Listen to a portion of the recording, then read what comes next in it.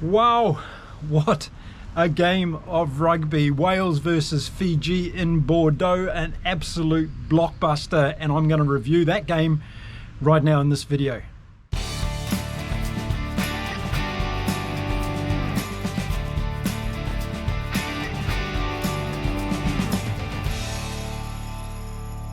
Hello and welcome to Inside Rugby. My name is Mark. I'm a Kiwi rugby fan who's living here in beautiful Cancun in Mexico.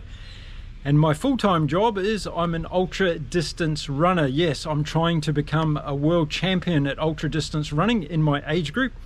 And in 2 years' time, when I turn 60, I hope to win the World Series finals in France. So to all my beautiful French listeners tuning into my video, I want to come over and win the UTMB race World Series final in Chamonix in my age group in just over a year and a half. And to all my South African friends, I hope to be in your country one day soon running in the beautiful Comrades ultra distance run as well. That's one of my bucket list items. So that's what I do here in Cancun. I train every single day as an ultra distance runner, and in between times I love rugby, so I make videos on rugby. And you're going to be able to follow this channel as I go through the whole Rugby World Cup.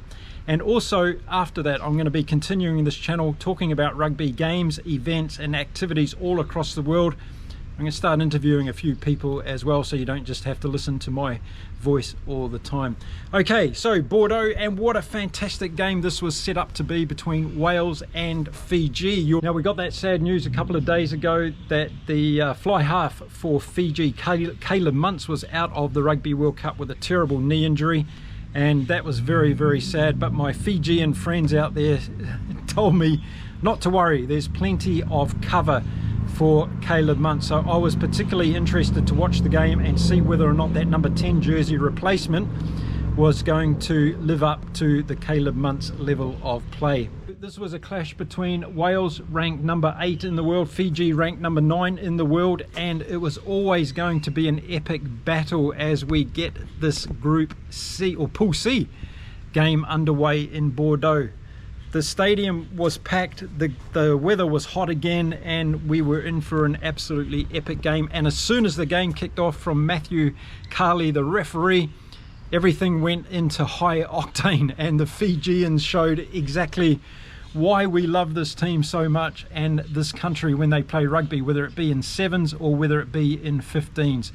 And it was straight from the outset that we saw the Fijians at any opportunity run the ball.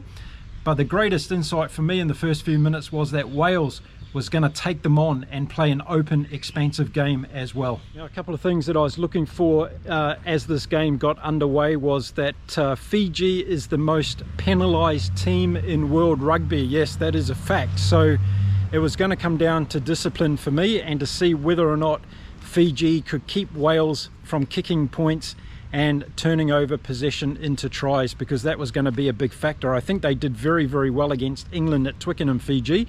And in fact, in that game, they only gave away 8 penalties, which is well below their average per game. So I was hoping that they were going to be able to bring that level of discipline into this game. But unfortunately, after 2 minutes, there was an indiscretion from Fiji. Dan Beggar came up and got his first penalty of the day. Wales went ahead 3 points to love. Back we went to the halfway, and again, as soon as the kickoff ensued, we had an open, expansive game of rugby. Now, one of the problems when playing Fiji that other teams get sucked into is trying to play them at their own style of game. And I was a little bit worried in those first few minutes, because I thought, okay, Warren Gatland's told these guys on the Welsh team to go out there and try and match the Fijians, and we're going to play an open game of rugby as well.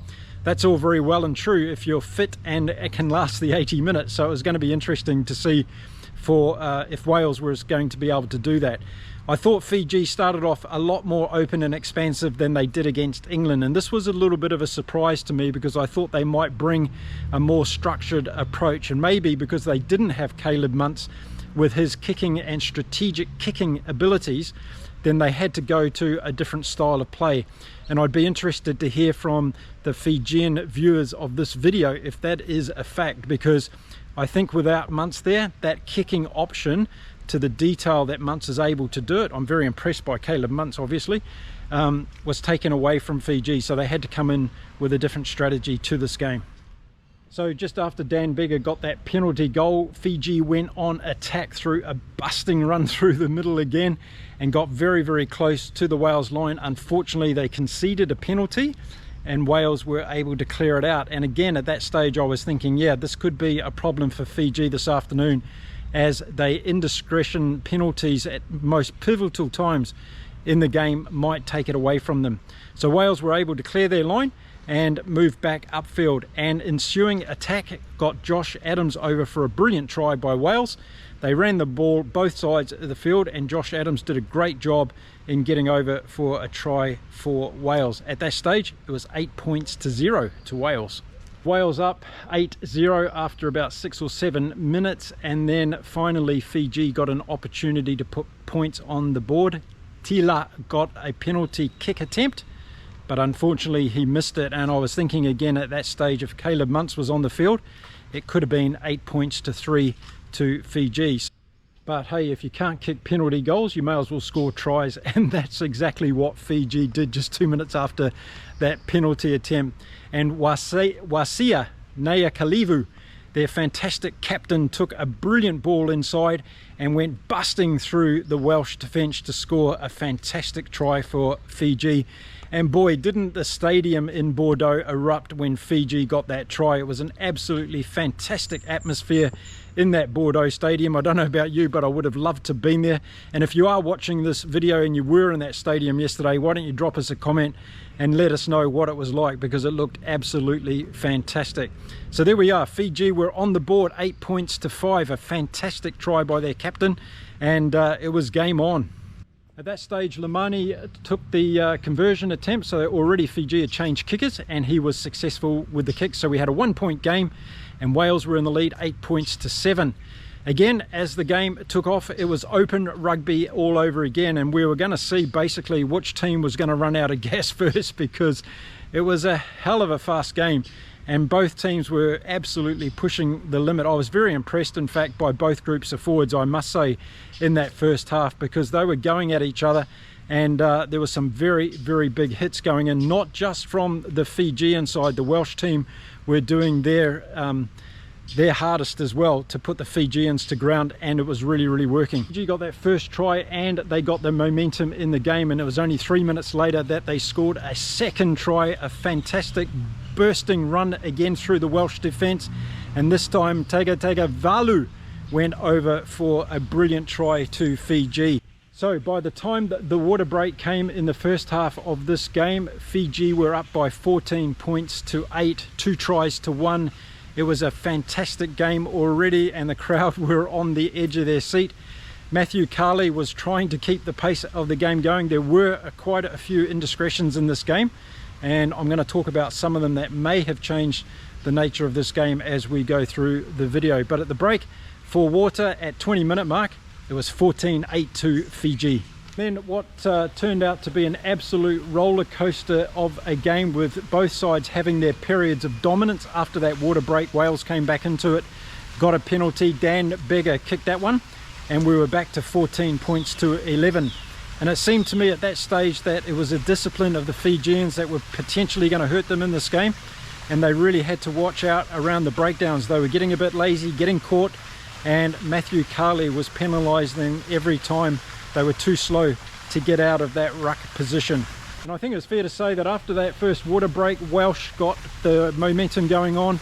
Dan Beggar had got that penalty, and then they attacked again into the Fijian 22, and we saw a great backline move with George North coming in on a great angle and running right through to score under the post. I must say the Fijian defence wasn't up to it on that particular occasion. Beggar got the penalty, and all of a sudden we had Wales out to an 18-14 lead. And was this going to be the turning point of the game for Wales? 14 with a minute to go in the first half. Fiji were on attack and they got a penalty, and under normal circumstances I would have said that Caleb Muntz would have kicked for goal, and it would have brought the game back to 18 points to 17 if he was successful with the goal. But Fiji chose to kick for the corner and try and score a try. They didn't get over, and the score at half time was 18-14 to Wales. We'd seen a fantastic half of rugby. So there we go, 18-14 at half time, high octane first half of rugby. It was absolutely fantastic. Fiji had come to play, but Wales had also shown their open and expansive game. And I think the Fiji defence and discipline were the two things that let them down in that first half. Their defence was a little bit soft on some of those Wales tries, and their discipline cost them those kicks from Dan Beggar. And that's something that Fiji is going to have to really tighten up in this group if they're going to want to go through, because don't forget, they've got those massive games in this group as well. I think my summary of that first half would be that Fiji came out prepared to play a risk-reward game of rugby and throw the ball about, use their strength and power to get through breaks and put on huge defence. And Habozi was absolutely huge for Fiji in the tackle, as were a lot of the other players, were just absolutely massive. We saw some big hits going in. And I think Wales came out with the intention, okay, they can play that game. We've also got some talent out wide and we're going to use it. And we saw Beggar shredding the ball out wide on a number of occasions. Of course, Josh Adams got his try, but we saw Lewis Rees-Zammit in the play as well. And it was that man, Lewis Rees-Zammit, that would feature in the next try of the game. And I've been talking about it in my videos about how effective the kick pass is in these games and will be throughout the World Cup if they can be executed well. And Dan Beggar put one on a plate for Lewis Rees-Zammit to score in the corner for Wales. And this really helped Wales kick on in this game, and they got out to 23 points to 14 at that stage. The conversion was kicked by Beggar, 25-14. With only 50 minutes in the game gone and still 30 to go, I started to think that Wales were getting some ascendancy in this game, and the discipline that the Fijians were showing was starting to hurt them a little bit. And I think probably at that stage a lot of us thought that Wales were probably going to kick on and win this game comfortably. However, the next few minutes was just absolutely insane as both teams were running the ball from every position on the field. And you know, we'd seen previous games in this weekend's World Cup where it was very tight between France and New Zealand with some open play. We saw the big score from Ireland against Romania with a lot of tries being scored there with a bit lopsided opposition. And we saw that kicking game from England against Argentina. So this was the first time, I think, in a game where we've seen two sides who were evenly matched, really running the ball and going coast to coast with each other. It was absolutely fantastic to see. And as a Southern Hemisphere rugby fan, we love this stuff. And this is why that Pacific Islands nature, the New Zealand culture, is all about running rugby, open flowing rugby. And kudos to Wales, because they came with that game plan as well. And it's no surprise they've got a coach who's a Kiwi. So it was a surprise though to see Wales come out and play so open and expansive, particularly with this young team. And I think this is a great thing from Warren Gatland. He's got these guys believing in themselves, and it really showed in that first 50 minutes of the game that they were prepared to believe in themselves and show their expression. And that's what was so great about the Welsh performance for me in that first 50 minutes. 58-minute mark, we saw Fiji on attack, and maybe we entered at that stage the most controversial part of this game, because Fiji were really pummeling the Welsh line, and the forwards were doing pick and rolls, attacking the Welsh line. The Welsh were getting penalised. In fact, there was 4 penalties in a row, but there was no yellow card. And the question had to be asked, I think, of Matthew Carley and the TMO, why weren't Wales getting, first of all, warned after a couple of penalties and then a yellow card awarded after 4 penalties? It didn't come. And Fiji were a little bit unlucky, I felt, during that period of play. The Welsh were obviously intervening because the Fijians were very close to the line. They went over the line a couple of times. It was unclear whether the ball was held up or not. They got penalised again. Fiji went back for another attacking raid, and Wales were penalised again. So this was a very pivotal part of the game, I thought. And I think Fiji were a little bit hard done by. I'd like to know what you think in the comments about this, because I think it was a very pivotal part of the game for Fiji if they had scored at that particular stage. And as we go on and unwind the rest of the game, we'll understand why that particular period was so important. And then something really, really beautiful happened for the game of rugby as Fiji were on attack, and Botia went over for a proposed try, but he knocked the ball on. And he got up and he said to the referee, no, I knocked the ball on, and gave away that opportunity, which could have been seen as a try for Fiji. So a wonderful element of sportsmanship there from Lote. A player that's well known to the French crowds, of course. I think he almost got a standing ovation for his sportsmanship on that occasion, and he should have from all of us from around the world, because that's what the spirit of rugby is all about. That's what the game of rugby is all about, and it was fantastic to see that in the heat of battle at a time where Fiji really needed to score a try. So Fiji didn't get to score a try at that time. Wales were not given a yellow card, and Dan Beggar ended up doing a fantastic 50-22 kick, which took Wales right back onto attack again into the Fijian 22. They actually tried a quick line out, the Welsh, and it was pulled back because they took it from the wrong mark. But it was a great kick by Beggar, really took the pressure off Wales. They'd had been under enormous amount of pressure for about 5 or 6 minutes close to their line, and Fiji didn't come away with any score at that stage. And then something else important happened in the 64th minute. The first real indiscretion in a breakdown from a Fijian player, Tangevalu, this try scorer, and he was yellow carded and sent off. So I think Fiji heads would have gone down then, particularly after what happened with Wales at the other end of the field. But as soon as it happened to a Fijian player, he was yellow carded and sent to the bin. Very unfortunate situation for Fiji. And I've noticed in the comments on some of the other games that I've reviewed this weekend, a lot of calls about the referees and the TMOs and the decisions in this year's Rugby World Cup. Look, I think it's really hard. These are split-second decisions that are being made under enormous amount of pressure.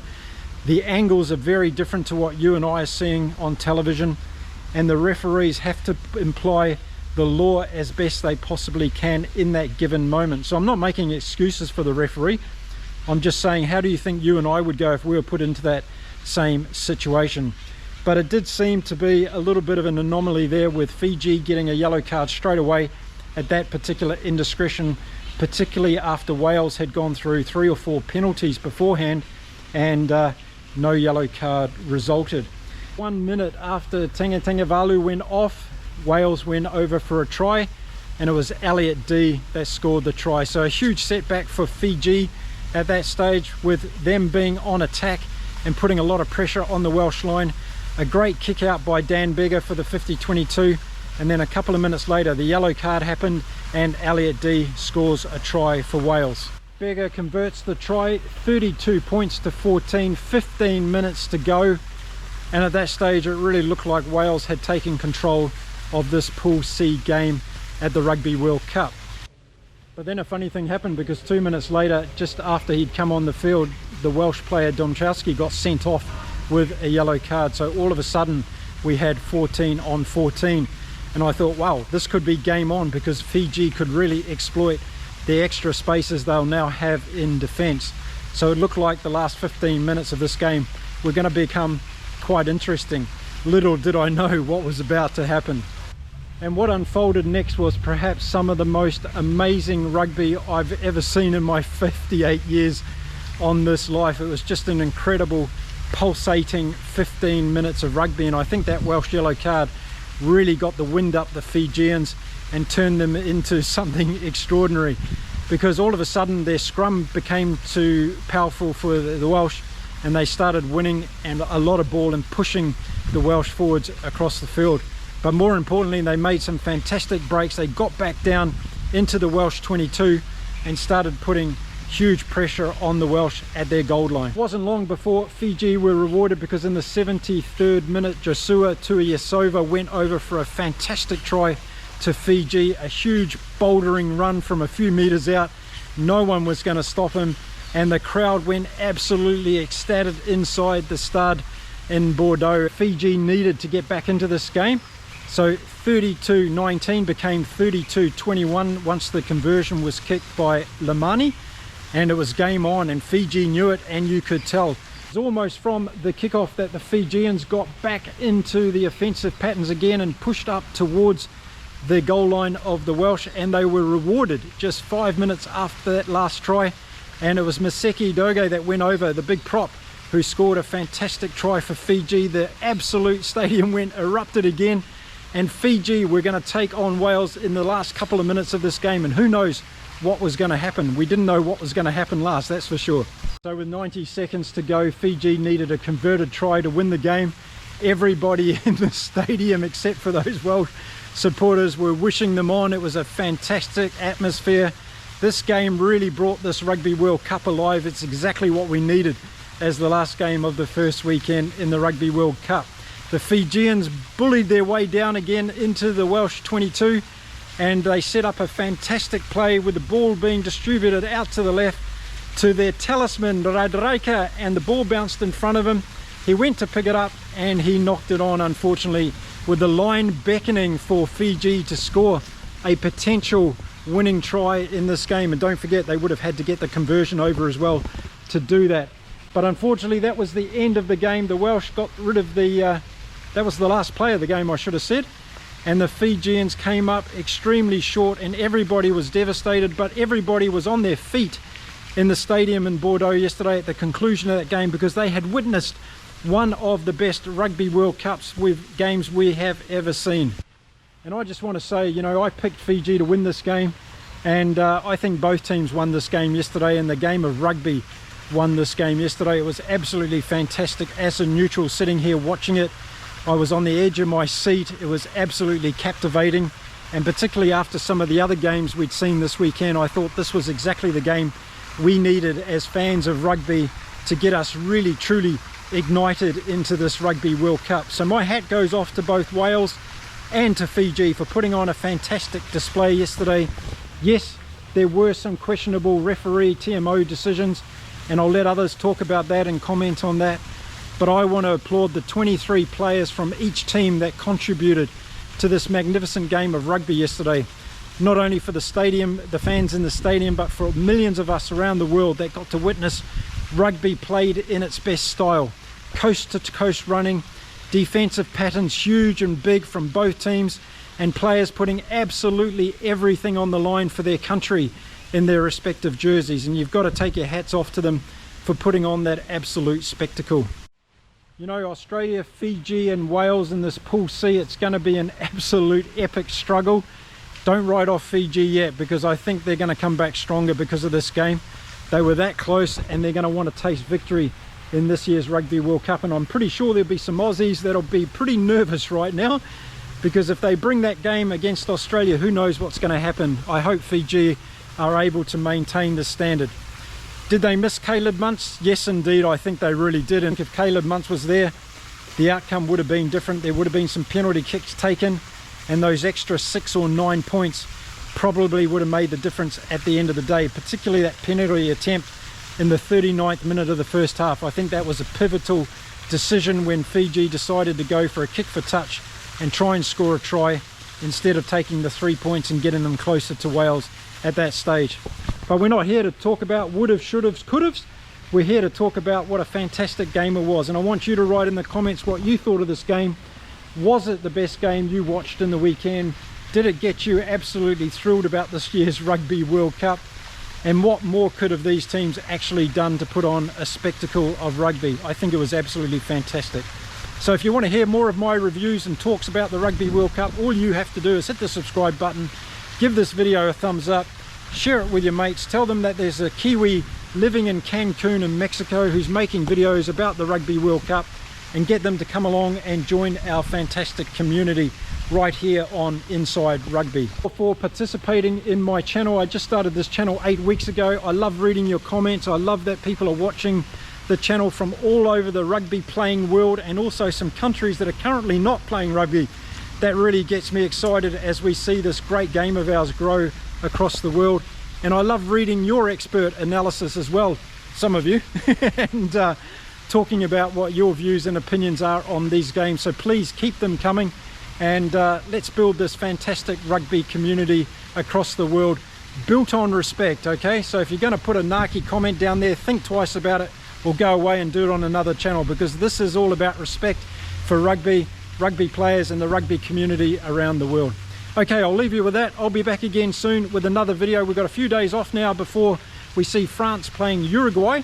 Is the next game on Thursday, but I'm going to be putting out more videos this week about what I thought of this first weekend of the Rugby World Cup. and there might be some controversial comments for some of you coming along in those videos, so watch out for them. Until then, stay well, stay safe, and I'll see you again really soon right here on Inside Rugby. Until then, bye for now.